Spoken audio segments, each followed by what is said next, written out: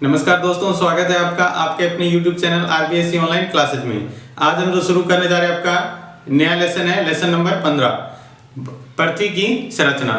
तो इस लेसन में जानेंगे पृथ्वी की संरचना के बारे में, पृथ्वी की उत्पत्ति कैसे हुई, उसकी संरचना जो अभी है क्या वैसी ही रही या फिर पहले अलग संरचना थी पृथ्वी की और अब अलग होगी, इसमें कोई बदलाव आया है, हमेशा से पृथ्वी ऐसी बनी हुई थी।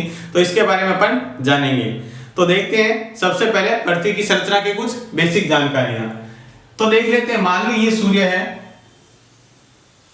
ये है सूर्य और ये है पृथ्वी। ठीक है, सूर्य से पृथ्वी आपको पता है काफी दूर है, तो सूर्य और पृथ्वी के बीच की दूरी निकालें तो इसकी दूरी है लगभग 15 करोड़ किलोमीटर।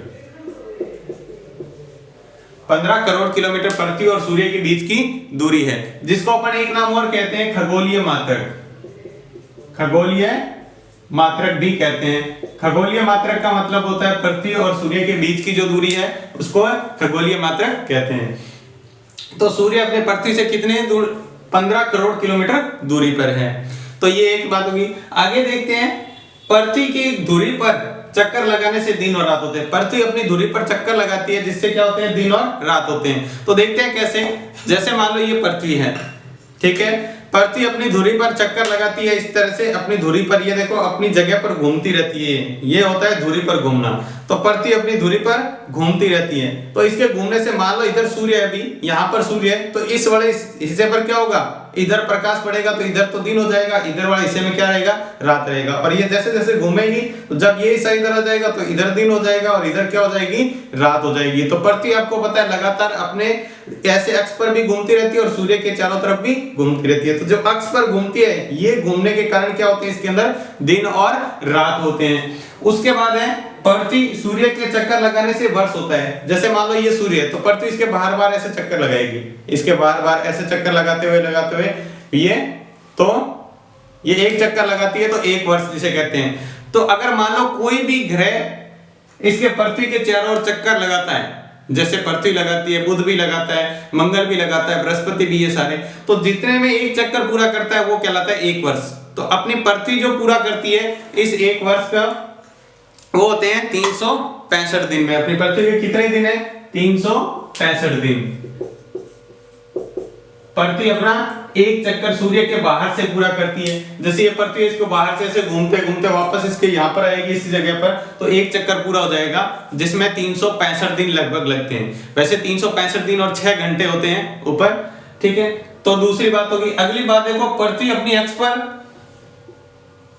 जो पृथ्वी अपनी अक्ष पर देखो, यहां पर अगर पृथ्वी को मैं सीधा रख देता हूं, बिल्कुल देखो सीधा रखा हुआ है, तो ये पृथ्वी अपने आपस में झुकी हुई है। और ये कितने डिग्री झुकी हुई है? अगर डी से अपन कोण नापे इसको तो ये 23.5 डिग्री अंश पर झुकी हुई है। 23.5 डिग्री कोण पर झुकी हुई है। जो पृथ्वी है अपने 23.5 डिग्री अक्ष पर झुकी हुई है। तो इस झुकी हुई कारण क्या होता है? देखो इससे क्या क्या होते हैं। एक तो इससे ऋतुएं बनती हैं। अब देखो मान लो यहाँ सूर्य है, तो सूर्य का देखो ये वाला भाग तो पृथ्वी के नजदीक है, ठीक है, और ये वाला भाग क्या है? पृथ्वी से दूर है, ठीक है। तो जैसे जैसे पृथ्वी ऐसे ऐसे चक्कर लगाती है तो एक भाग नजदीक आता है, दूर आता जाता है, ठीक है। अब जो दूर रहेगा वहां पर गर्मी होगी, जो पास में रहेगा वहां पर क्या होगी? सर्दी होगी।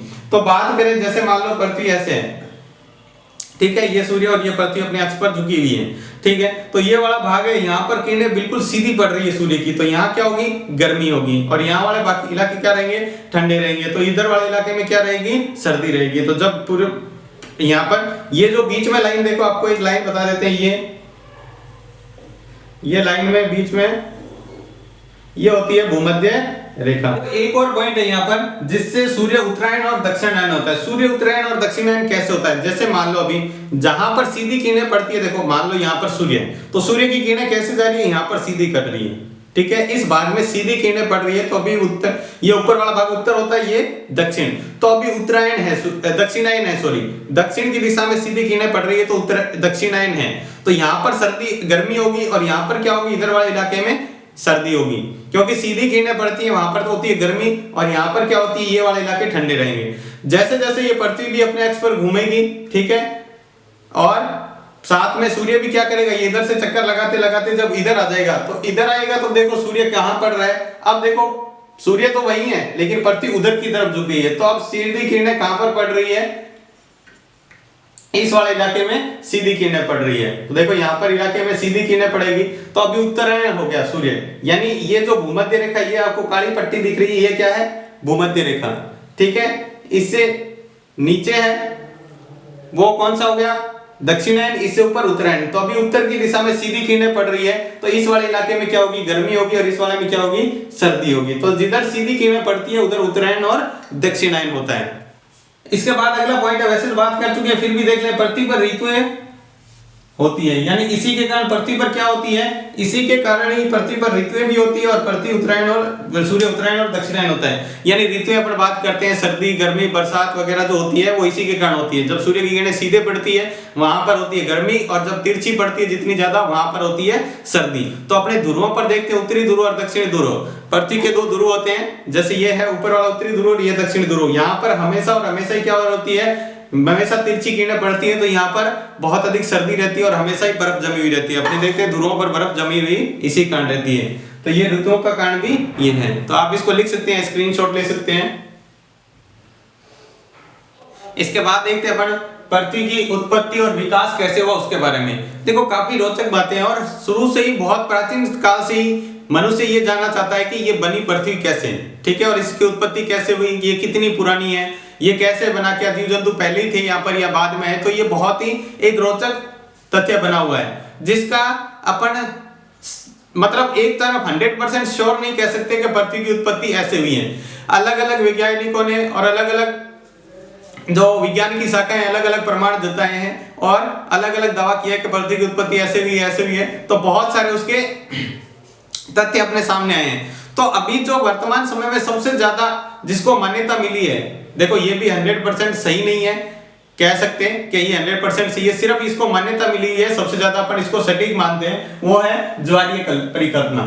ज्वारीय परिकल्पना क्या थी कि वर्तमान में पृथ्वी की उत्पत्ति का सर्वाधिक विश्वसनीय है। देखो माना पहले ये माना है कि मान लो ये सूर्य था, ये है सूर्य, ठीक है, सूर्य के पास से कोई मान लो ग्रह यहां से गुजरा, यहां से आते हुए इसके पास से एक दूसरा ग्रह गुजरा, तो ये पास में आते हुए यहां पर आया तो इसके गुरुत्वाकर्षण बल, इस जो एक दूसरा पिंड था या इसके गुरुत्वाकर्षण के कारण इसको सूर्य पर सारे के सारे क्या है, बहुत ही लार्वा जैसे सारे के सारे इतना ताप होता है सूर्य का, तो ये क्या है, लार्वा में रहते हैं। तो इसका भाग ऐसे उभर गया ऊपर की तरफ, ठीक है, ऐसे ऊपर उभर गया, ठीक है। ये तो अपने रास्ते चला गया, ये तो जो तारा था अपने रास्ते चला गया, लेकिन सूर्य की स्थिति अब कैसे बन गई देखो, इसके बाद में जैसे ये चला गया तो ये सूर्य ऐसे हो गया, ये सूर्य था इस तरह से इसकी बाहर की परिक्रमा बन गई।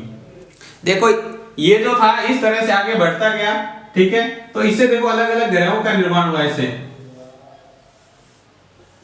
इस तरह से ये अलग अलग ग्रह में बंट गया। अपन देखते हैं ग्रह इसी क्रम में होते हैं। देखो सबसे पहले ये बुध ग्रह सबसे छोटा, उसके बाद मंगल, उससे बड़ा पृथ्वी, फिर उससे बड़ा आता है बृहस्पति, फिर उससे वापस छोटे, इस तरह से ये बने हुए हैं, ठीक है। तो ग्रह इस क्रम में, तो ये एक इस तरह से श्रृंगार जैसी, जैसे श्रृंगार का धुआं होता है वैसे वैसे अलग अलग वैसे उस तरह से इसी कल्पना बनी। तो ये क्या हुआ, इससे ग्रहों का निर्माण हुआ। तो इसी से मानते हैं पृथ्वी का निर्माण भी इसी तरह हुआ।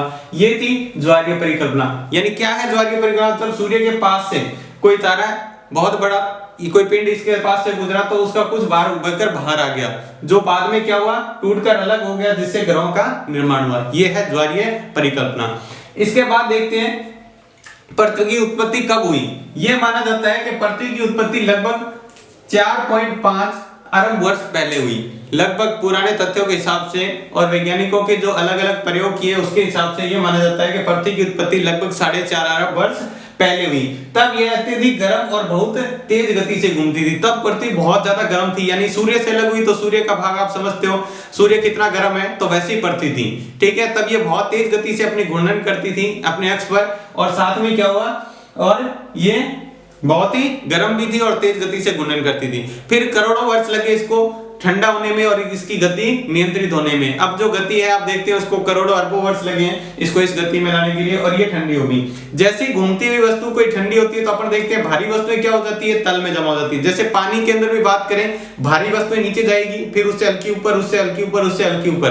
तो इसमें भी क्या हुआ, पृथ्वी में भी जो भारी वस्तुएं थी उसकी गहराई में केंद्र में चली गई। तो अपन ये मानते हैं कि केंद्र के अंदर क्या है, बहुत सारा लोहा और आयरन, मतलब लोहा मतलब आयरन है उसके केंद्र में, तो वो तो गहराई में चले गए। और अपने को पता है बचती कौन सी है, गैसें। गैसें क्या होती है, हल्की, जो सतह से ऊपर वायुमंडल, इसके चारों तरफ वायुमंडल बन गया, जो अपने वायु वगैरह चारों तरफ है वो बन गया। ठीक है, पृथ्वी के अन्य नाम भी है, जैसे विश्व और वर्ल्ड भी कहते हैं इसको, लेकिन कुछ अन्य प्रचलित बहुत कम है। जैसे भूमि तो बोलते हैं, गे और टेरा, ये बहुत कम बोले जाते हैं, लेकिन फिर भी इसके नाम है गे और टेरा भी पृथ्वी को ही कहते हैं। उसके बाद देखते हैं पृथ्वी सौरमंडल में व्यास, द्रव्यमान और घनत्व की दृष्टि से सबसे बड़ा ठोस ग्रह है। व्यास में नापे, जितना व्यास है उसका, ठीक है, उसके हिसाब से उसका द्रव्यमान और घनत्व क्या है, सबसे ज्यादा है जितने भी ग्रह हैं उसमें। तो ये था पृथ्वी की उत्पत्ति कैसे और उसका विकास कैसे हुआ।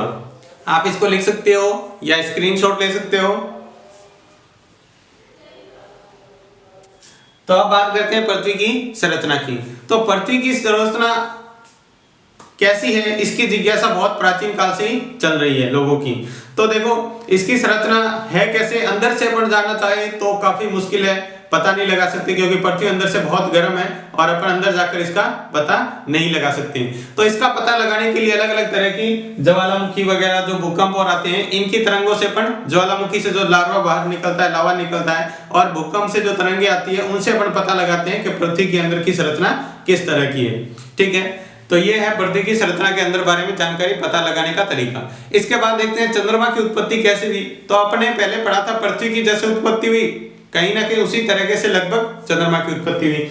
तो देखो क्या हुआ, लगभग 4.4 अरब वर्ष पूर्व किसी पिंड के पृथ्वी के टकराने से चंद्रमा की उत्पत्ति हुई। मान लो कोई लगभग 4.4 वर्ष, जैसे सूर्य के से पास से निकला था, उससे क्या हुआ, कोई लगभग मंगल ग्रह का कोई इतना बड़ा पिंड था जितना मंगल ग्रह, वो पृथ्वी से आके टकराया, तो पृथ्वी का कुछ भाग अलग हो गया टूटकर। जैसे ये मान लो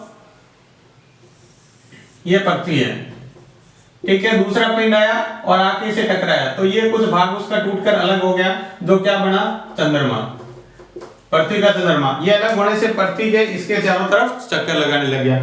ठीक है, तो इस तरह से चंद्रमा की उत्पत्ति हुई। और आप जानते हैं चंद्रमा पृथ्वी का एकमात्र प्राकृतिक उपग्रह है। ये आपके पिछली बार 2019 के पेपर में 1 नंबर में प्रश्न पूछा गया था, चंद्रमा का, पृथ्वी का एकमात्र प्राकृतिक उपग्रह का नाम लिखिए। तो देखो कितना सरल सा क्वेश्चन था, चंद्रमा एकमात्र प्राकृतिक उपग्रह है पृथ्वी का।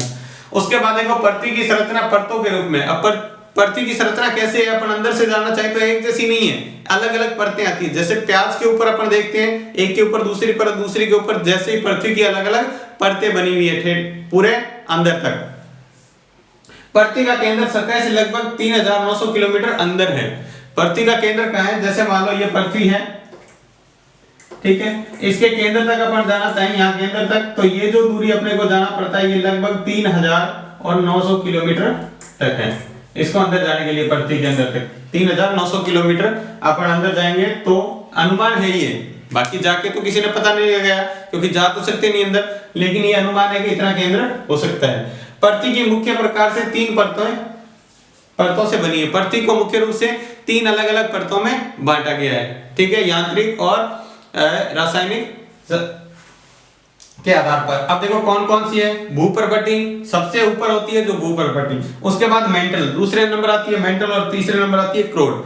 ये जो सबसे ऊपरी बाहरी परत है जो अपन जहां पर अपन रहते हैं, इसको पृथ्वी की त्वचा भी कहते हैं, और ये इसकी चौड़ाई भी क्या है, एक जितनी फिक्स नहीं है, क्योंकि कहीं पर पहाड़ है तो कहीं पर गहरा समुद्र है, ठीक है। और इसके 2 भाग हैं, अपने बात करते हैं, एक भाग पर तो भूमि और दूसरे भाग पर समुद्र भी है, तो जल वाला भाग हो गया, ठीक है। और ये 3 परतें हैं, इसके बारे में अपन बात करेंगे।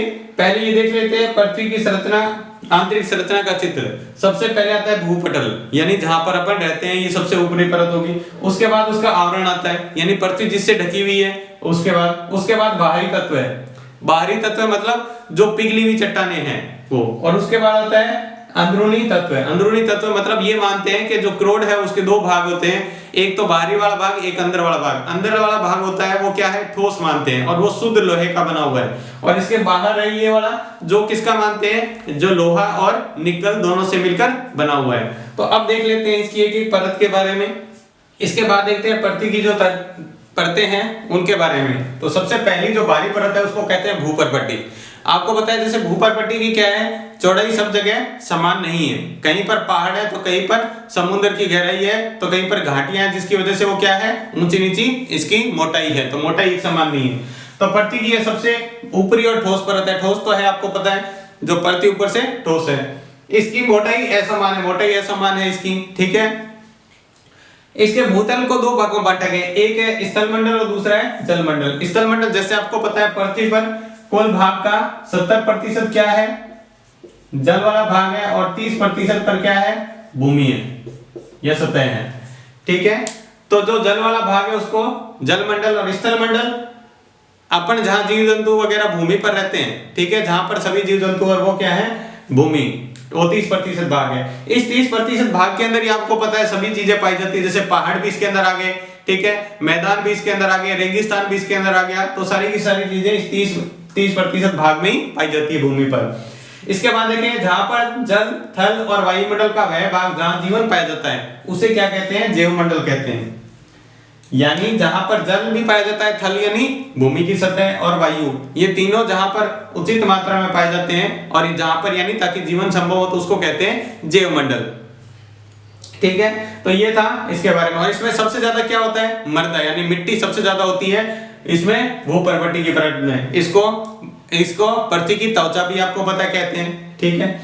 उसके बाद दूसरा है, हाँ, और पृथ्वी की सतह पर 29 विवर्तनिक प्लेटें भी पाई जाती है। प्लेटें मतलब क्या होता है, देखो पृथ्वी की सतह आपको पता है जैसे प्याज की तरह अलग अलग ऊपर की ऊपर परतें से बने हुआ है, जिसे कहते हैं विवर्तनिक प्लेटें। ये महासागर और इसी के ऊपर है, महासागर और ये इसी के ऊपर है। तो इसमें कितने प्रकार की, लगभग 29 प्रकार की प्लेटें पाई जाती है। ऐसा अनुमान है कि लगभग 29 प्रकार की प्लेटें पाई जाती है। जैसे प्याज के ऊपर झिल्लियां होती है एक के बाद एक, तो वैसे 29 प्रकार की प्लेटें पाई जाती है। अब आप ध्यान लगाएंगे, आपने कभी जमीन की गहराई में खोद के देखा होगा, तो सबसे पहले अपन खोदते हैं तो क्या आता है, सबसे पहले रेत आती है, फिर कंकड़ पत्थर आने लगते हैं, तो यानी दूसरी परत आ गई। फिर थोड़ा सा और खोदते हैं तो बजरी आने लग जाती है, तो ये वो अलग परत होगी।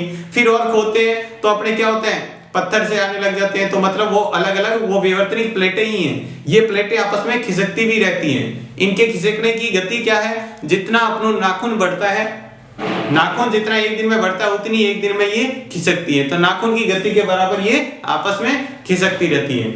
उसके बाद देखते हैं मेंटल, नाम तो अजीब है लेकिन इसके बारे में पढ़ना है। ये सबसे मोटी परत होती है। दूसरी परत है, आपको पता है ये कौन सी है, दूसरे नंबर की परत है और ये सबसे मोटी होती है। सबसे ज्यादा चौड़ाई इसी परत की होती है। इसमें चट्टानें पिघली, इसमें अत्यधिक ताप के कारण क्या होती है, चट्टानें पिघली अवस्था में रहती हैं। और इसमें कौन सा तत्व अधिक पाया जाता है, सिलिकेट चट्टान होती है। चट्टान किसकी होती है, सिलिकेट चट्टानों में लोहा और मैग्नीशियम अधिक पाया जाता है। भूपर्पट्टी की तुलना में लोहा और मैग्नीशियम यहाँ अधिक पाया जाता है, ठीक है। तो ये दूसरी होगी। इसमें आपको पता है सारी की सारी किसमें रहती है, पिघली अवस्था में। ज्वालामुखी वगैरह जब आते हैं तो इससे निकलते हैं, तो अपन इसका अनुमान लगा सकते हैं कि ये पिघली अवस्था में। उसके बाद तीसरा है क्रोड, ये पृथ्वी का केंद्र जिसे कहते हैं, ठीक है। ये सर्वाधिक गहराई पर होने के कारण अत्यधिक गर्म भी है।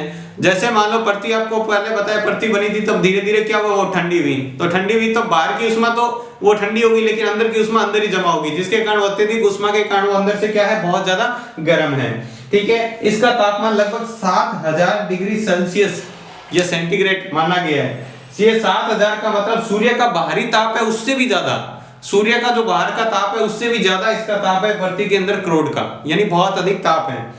क्रोड को दो भागों में बांटा गया, एक अंदर की क्रोड, एक बाहर की क्रोड। अंदर की क्रोड वाला भाग तो क्या होता है, ऐसा माना गया कि ठोस है, ठीक है, और उसके अंदर शुद्ध लोहा पाया जाता है। अंदर की क्रोड के अंदर क्या होता है, बिल्कुल शुद्ध लोहा पाया जाता है, एकदम प्योर लोहा, ठीक है। लेकिन कुछ वैज्ञानिक एक मानते हैं कि इसमें लोहा नहीं, प्लेटिनम और सोना है। सोना और प्लेटिनम भी मानते हैं कि क्रोड के अंदर, लेकिन कुछ लोगों ने ये कहा है शुद्ध लोहा, ये अत्यधिक मान्यता वाला है। उसके बाद दूसरा है बाहरी भाग, इसका तरल होता है। क्रोड का बाहरी भाग तरल होता है जिसमें लोहा और निकल पाए जाते हैं। क्या पाए जाते हैं? लोहा और निकल पाए जाते हैं। ये किसी अवस्था में होते हैं? तरल यानी द्रव अवस्था में होते हैं। ठीक है, इस क्रोड में इतना लोहा, देखो शुद्ध लोहा होता है उसके क्रोड के मध्य भाग में, जिसी की वजह से मानते हैं कि ये पृथ्वी गुरुत्वाकर्षण का बल इसी के कारण होता है। इसी गुरुत्वाकर्षण बल कार्य करता है पृथ्वी के ऊपर, यानी सभी चीजों को अपनी तरफ आकर्षित करती है, वो इसी के कारण होता है। ठीक है, तो ये बातें इसमें कही गई है। अब आपसे प्रश्न पूछे कि पृथ्वी पर पाया जाने वाला सबसे अधिक तत्व कौन सा है? पृथ्वी पर सबसे अधिक पाया जाता है वो होता है लोहा, सबसे अधिक है लोहा। और दूसरा पूछे तो ऑक्सीजन। लोहा होता है लगभग 35% के करीब और ये होता है लगभग 30% के करीब ऑक्सीजन। ठीक है, तो आप इसको याद रख सकते हैं, सबसे अधिक पाया जाने वाला तत्व लोहा है, दूसरे नंबर ऑक्सीजन है। तो ये था अपने तीन तरह की जो परतें होती है, वो है भूपर्पट्टी, मेंटल और क्रोड। जबकि विवर्तनिक प्लेटें कितनी है? 29 विवर्तनिक प्लेटें पाई जाती हैं। तो ये था पृथ्वी की संरचना के बारे में। तो आज की क्लास में बस इतना ही। अगर क्लास अच्छी लगी है तो प्लीज लाइक और सब्सक्राइब करें और ज्यादा से ज्यादा लोगों को इसको शेयर करें ताकि ज्यादा से ज्यादा लोग इसका फायदा उठा सकें। और सब्सक्राइब के बटन में दबा दीजिए। इतनी मेहनत से आपको अगर अच्छी लगी है क्लास तो प्लीज दबा दीजिए और लाइक भी दबा दीजिए। ठीक है, तो आज की क्लास में बस इतना ही।